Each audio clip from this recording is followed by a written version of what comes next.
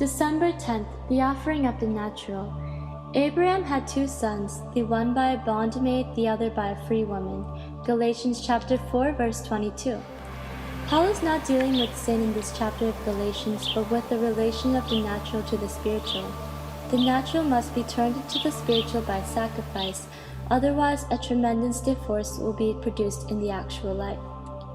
Why should God ordain the natural to be sacrificed? God did not. It is not God's order, but His permissive will. God's order was that the natural should be transformed into the spiritual by obedience. It is sin that made it necessary for the natural to be sacrificed. Abraham had to offer up Ishmael before he offered up Isaac. Some of us are trying to offer up spiritual sacrifices to God before we have sacrificed the natural. The only way in which we can offer a spiritual sacrifice to God is by presenting our bodies a living sacrifice. Sanctification means more than deliverance from sin. It means the deliberate commitment of myself, whom God has saved, to God, and I do not care what it costs.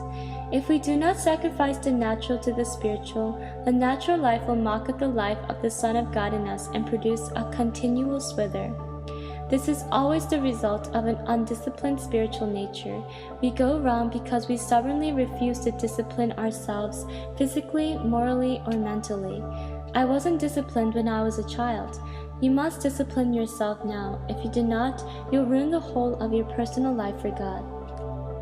God is not with our natural life while we pamper it, but when we put it out in the desert and resolutely keep it under, then God will be with it, and He will open up wells and oases and fulfill all His promises for the natural.